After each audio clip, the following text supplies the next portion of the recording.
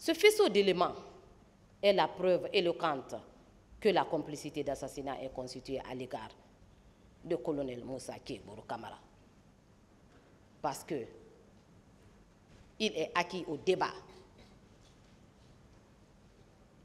qu'il était au stade à la tête des éléments, de ces éléments armés jusqu'aux dents, et que ce sont ces éléments qui ont perpétré ces massacres.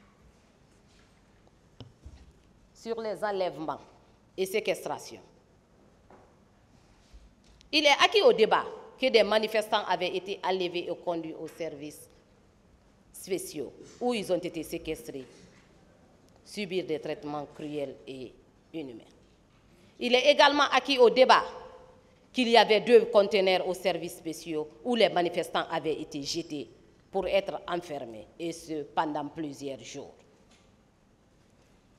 Cela est d'autant vrai que lors de la confrontation passée, le colonel Moussa Kébourou Kamara entre le colonel Moussa Kébourou Kamara d'une part et maître Kerno Souleymane Baldé, M. Kalisso et M. Kalisso d'autre part, à l'audience du 17 avril 2024. Ces derniers ont soutenu avec conviction avoir été conduits et enfermés dans les 10 conteneurs. Ces déclarations de maître Kerno Souleymane Baldé et Kalisso sont confortées par celles de M. Abdul Hamid Diallo, en date du 22 avril 2024 à cette barre. Je confirme avoir été détenu au camp Alpha Yaya Diallo, chez le colonel Moussa Kébourou Kamara. M. Kalisso ajoutait ceci: j'étais dans un conteneur, dans le noir. Aux environs de 2 heures du matin, j'ai été sorti de ce conteneur, déshabillé, avant d'être soumis à un interrogatoire musclé par Kébourou et ses hommes, avec toutes sortes de menaces.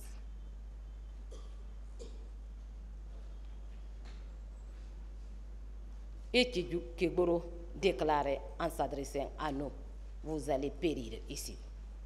Ces éléments prouvent à suffisance que les faits d'enlèvement, de torture et de séquestration sont constitués à l'égard du colonel Moussa Kébourou Kamara.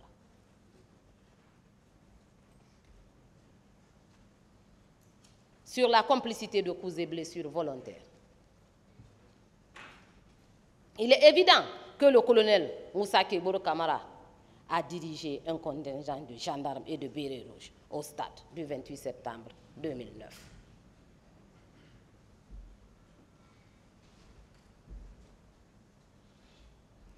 Il est acquis au débat, suivant les certificats médicaux versés au dossier, que les manifestants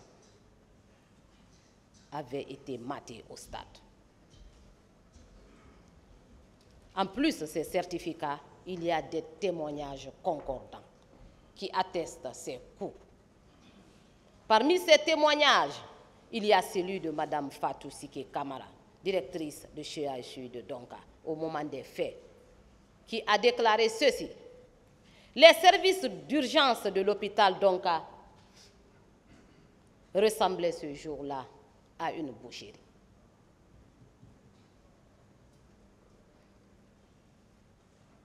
Cette déclaration, Monsieur le Président, honorable assesseur, suffit pour se rendre compte qu'il y a eu bel et bien massacre au stade. Au regard de ces éléments de preuve, il y a lieu de retenir le colonel Moussa Kébourou Kamara pour causes et blessures volontaires. Sur le cas du colonel Pivi, qui est présentement en fuite, Monsieur le Président, je ne vais pas trop m'attarder sur son cas.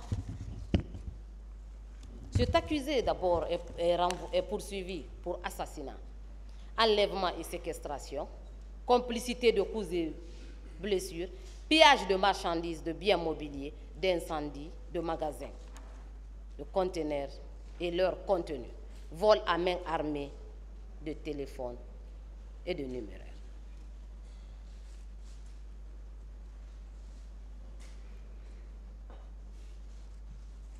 Monsieur le Président, sur le crime d'assassinat.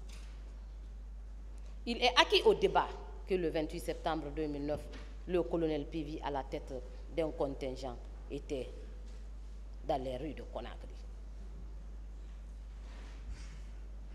Aux alentours, plus précisément aux alentours du stade du 28 septembre 2009 à Dixine jusqu'à Anko 5 en passant par Hamdallah, Koloma, Koza et Bambeto, où il a sémé la terreur sur son passage. Il était, c'est le lieu de dire qu'il était un spécialiste des pillages.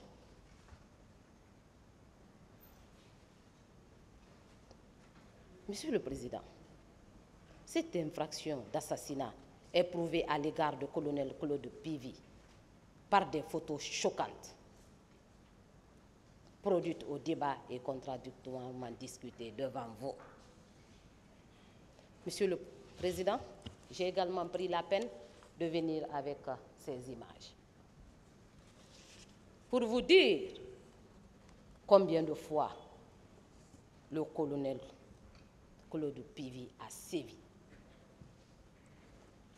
Sur la première photo, on voit un jeune poignardé en pleine rue par un militaire dirigé par le colonel Claude Pivi.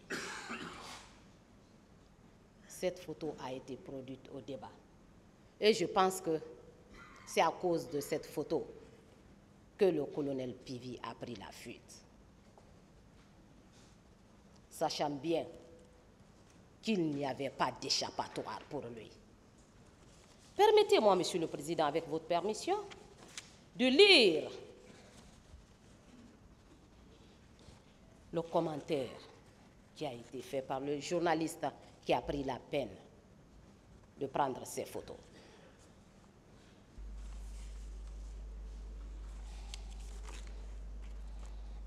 Les 3 véhicules sont finalement partis. Ils ont laissé 2 soldats, ainsi que le jeune qui se vidait de son sang sur le sol. L'un des militaires restés sur place avait un poignard. Il s'est approché du jeune homme et l'a frappé à 3 reprises, près du cœur, dans le ventre et au dos. Une voiture de la garde présidentielle est ensuite passée récupérer les 2 soldats.